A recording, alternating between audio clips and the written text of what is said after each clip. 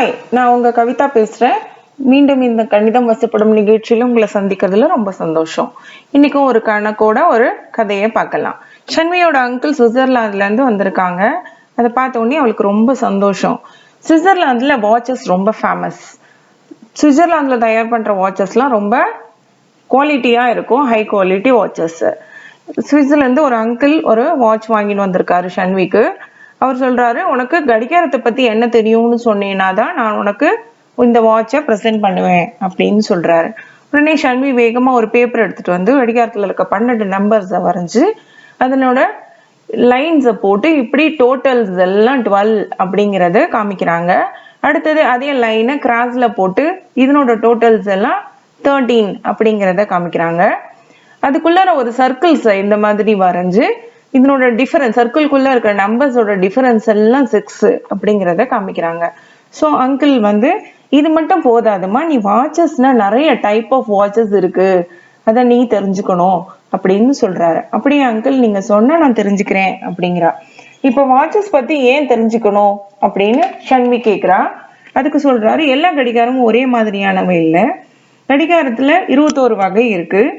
அதனோட மதிப்பை தெரிஞ்சுக்கிட்டீங்கன்னா விலை மதிப்பு மிக்க நேரத்தை நீங்க வீணாக்க மாட்டீங்க. யார் ஒருத்தர் வந்து நேரத்தை வீணாக்காம செயல்படுறாங்களோ அவங்க கண்டிப்பா லைஃப்ல சக்சஸ்ஃபுல்லா வருவாங்க அப்படின்னு சொல்றாரு அங்கிள். அப்படியே அங்கிள் அப்ப சொல்லுங்க நான் கேட்கிறேன் அப்படிங்கிறாங்க. அக்ரிபோ வாட்சஸ் இதெல்லாம் வந்து ரொம்ப சீப்பான வாட்ச். ஒமேகா வாட்சஸ்லாம் ரொம்ப காஸ்ட்லியான வாட்ச். டைப் ஆஃப் வாட்சஸ் அப்படின்னு பாத்தீங்கன்னா அதனோட டிஸ்பிளேவை பொறுத்து வாட்சை 5 வகையா பிரிக்கலாம். அனலாக் வாட்ச்னா இந்த முள் இருக்க வாட்ச், டிஜிட்டல் வாட்ச்னா டிஜிட்டல் நம்பர்ஸ்ல உங்களுக்கு டைம் காமிக்கும். ஹைபிரிட் வாட்ச் அப்படின்னு சொன்னீங்களா, இந்த அனலாக் டிஜிட்டல் ரெண்டும் சேர்ந்தது தான். இது ஸ்மார்ட் போன் வகையே சேர்ந்தது. இது ஸ்மார்ட் போன்ல கனெக்ட் பண்ணிக்கலாம் அந்த ஹைபிரிட் வாட்சஸை. இது ஃபிட்னஸ் ட்ராக்கர்லாம் இருக்கும், எவ்வளோ ஸ்டெப்ஸ் நடக்கிறோம், நம்ம ஹார்ட் பீட் என்ன, இதெல்லாம் இது ஹைபிரிட் வாட்சஸ் சொல்லும். இந்த டாக்டைல் வாட்சஸ் ரொம்ப இம்பார்ட்டண்ட்டான வாட்ச். ஏன்னா பார்வை குறைபாடு இருக்கவங்க இதை பிரைல் கிளாக்னே சொல்லலாம், தொட்டு பார்த்து டைம் கண்டுபிடிப்பாங்க. அடுத்தது டச் ஸ்கிரீன் வாட்ச். இதை பத்தி சொல்லவே வேணாம், இப்போ ரீசெண்டா நிறைய யூஸ் பண்ற வாட்சஸ் இந்த டச் ஸ்கிரீன் வாட்சஸ் தான். அது எக்ஸாம்பிள் ஆப்பிள் வாட்ச் சொல்லலாம் டச் ஸ்கிரீனுக்கு. Okay, so next watch style பொறுத்து வாட்சஸை 4 விதமா பிரிக்கலாம். கேஷுவல் வாட்ச், ரெகுலரா யூஸ் பண்ற வாட்ச். ட்ரெஸ் வாட்ச், ட்ரெஸ்ஸுக்கு மேட்சா யூஸ் பண்ற வாட்ச். ஃபேஷன் வாட்ச், ஃபேஷனர்ஸ் வந்து டிசைன் பண்ணுவாங்க, அதாவது இந்த ஃபங்க்ஷனுக்கு இந்த மாதிரி டைப் ஆஃப் வாட்சஸ், இந்த ட்ரெஸ்ஸுக்கு இது மாதிரி வாட்சஸ் அப்படின்னு.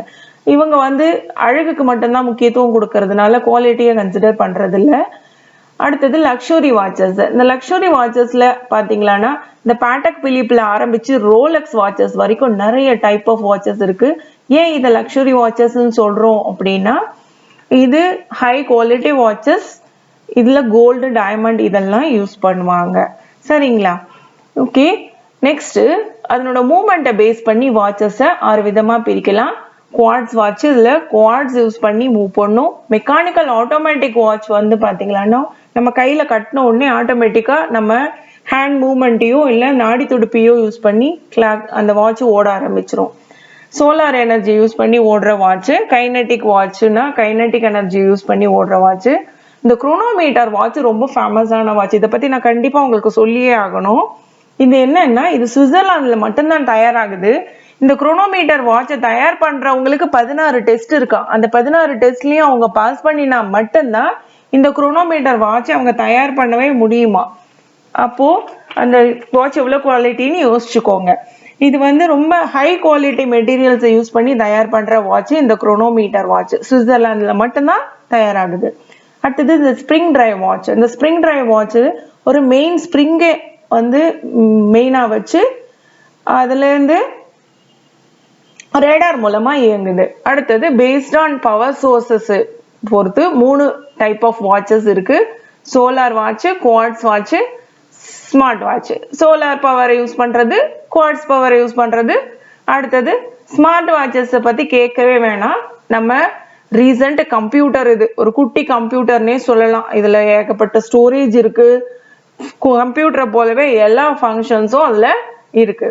அடுத்தது ஃபங்க்ஷனாலிட்டியை பொறுத்து chronographic watch, GMT watch, calendar and moon face watch, day and night watch, dive watch, pilot watch, field watch, smart வாட்ச்னு வாட்சஸ் நிறைய டைப் இருக்குமா. இதுல எந்த டைப் ஆஃப் வாட்ச் வந்து யாருக்கு யூஸ் ஆகும் அப்படிங்கிறத நீங்க டிசைட் பண்ணிக்கலாம். சரியா? இன்னொரு விஷயம் முக்கியமா இந்த கிளாக்கை பத்தி சொல்லணும்னா 10:10ல எல்லா கிளாக்கும் ஃபிக்ஸ் பண்ணி வச்சிருப்பாங்க டைம். நீ கடிகார கடைக்கு போயிருந்தீங்களான்னா பார்க்கலாம், வாட்ச் எல்லா கடிகாரமும் 10:10 காமிக்கும். ஏன் அப்படின்னு பாத்தீங்களான்னா அது வந்து ஒரு கன்வீனியன்டான பொசிஷன். அந்த ரெண்டு ஹேண்டும் கிளியரா தெரியும். அந்த வாட்ச்ல என்னெல்லாம் இருக்குங்கிறத கிளியரா அந்த பொசிஷன்ல நம்மளால பார்க்க முடியும். அதோட இல்லாம இந்த சிமெட்ரிக்கல் பொசிஷன், அந்த சிமெட்ரிக்கல் பொசிஷன் பொதுவா நம்ம பிரெயினுக்கு ரொம்ப பிடிக்கும். நார்மலாவே நம்ம பிரெயின் சிமெட்ரிக்கல் பொசிஷனை ரொம்ப விரும்பும். இந்த 10:10ங்கிறதுல இன்னொரு ஸ்பிரிச்சுவல் விஷயம் என்ன அப்படின்னு பாத்தீங்கன்னா, அந்த 10:10 டைம்ல காட்ஸோட கிரேஸ் அதிகமா பூமிக்கு வரதா நம்புவாங்க. இன்னொரு ஹிஸ்டாரிக்கல் விஷயம் அப்படின்னு சொல்ல போனா, ஜான் கென்னடியே இந்த 10:10ல தான் சுட்டு கொண்டாங்க.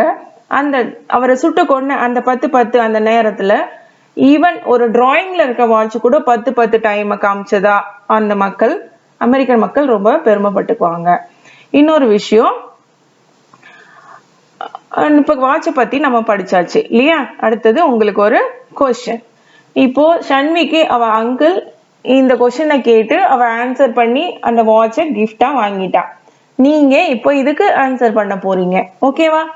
என்னன்னா 12 மணி நேரத்துல ஒரு கடிகாரத்துல இருக்க ரெண்டு ஹேண்ட்ஸ் இருக்கு இல்லையா, மினிட் ஹேண்ட், அவர் ஹேண்டுன்னு, இந்த 2 முள்ளும் எத்தனை முறை மீட் பண்ணும்? 12 மணி நேரத்துல 2 முள்ளும் கடிகாரத்துல எத்தனை முறை மீட் பண்ணும்? இதுதான் உங்களுக்கான கொஸ்டின். ஆன்சர் கண்டுபிடிச்சிட்டீங்களா?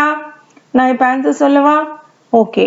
இப்ப சப்போஸ் இது 12 மணிக்கு தான் ஸ்டார்ட் பண்ணுது அப்படின்னா 12 அப்பவே 2 ஹேண்டும் ஒன்னா தான் இருக்கும். அப்போ ஃபர்ஸ்ட் மீட்டர் அதுதான். அப்போ 12க்கு அப்புறம் அப்படின்னு பாத்தீங்கன்னா 1:05க்கு 2 ஹேண்டும் மீட் பண்ணும். அதுக்கப்புறம் 2:10க்கு மீட் பண்ணும், 3:15க்கு மீட் பண்ணும், 4:20க்கு மீட் பண்ணும், அடுத்தது 5:25க்கு மீட் பண்ணும். இப்படியே நம்ம கால்குலேட் பண்ணிக்கிட்டே போனோம்னா 10:50 வரைக்கும் 11 முறை இந்த 2 ஹேண்டும் மீட் பண்ணுது. அதாவது ஒவ்வொரு 65 மினிட்ஸ் ஒன்ஸும் 2 ஹேண்டும் மீட் பண்ணுது. இதை நான் இன்னொரு மெத்தட்ல சொல்றேன். இப்போ ஒவ்வொரு 65 மினிட்ஸும் இந்த 2 ஹேண்டும் மீட் பண்றதுனால அந்த 12 மணி நேரத்துக்குள்ள எத்தனை நிமிஷம் இருக்கு அப்படின்னு பாக்குறேன். 720 மினிட்ஸ் இருக்கு. அப்ப 720 டிவைடட் பை 65 அப்படின்னா 11 டைம்ஸ் அந்த முள்ளு ரெண்டும் மீட் பண்ணும். ஓகே, வழக்கம் போல உங்களுக்கு ஒரு டாஸ்க். இப்போ சம் ஆஃப் த கிளாக்ஸ்ல மினிட் ஹேண்ட், அவர் ஹேண்ட் இல்லாம செகண்ட்ஸ் ஹேண்டும் இருக்கு இல்லையா? இந்த second hand, minute hand, hour hand மூணும் ஒரே நேரத்துல எத்தனை முறை மீட் பண்ணும் 12 மணி நேரத்துக்குள்ள? இதை கண்டுபிடிங்க. இதுதான் உங்களுக்கான டாஸ்க் இந்த வாரம். Okay, thank you for listening. I will meet with you in the next video. கணிதம் ஒன்றும் கஷ்டம் இல்லைங்க. இப்படியே பிராக்டிஸ் பண்ணிக்கிட்டே இருந்தீங்களான்னா கணிதம் வசப்படும். Thank you. See you again. Bye.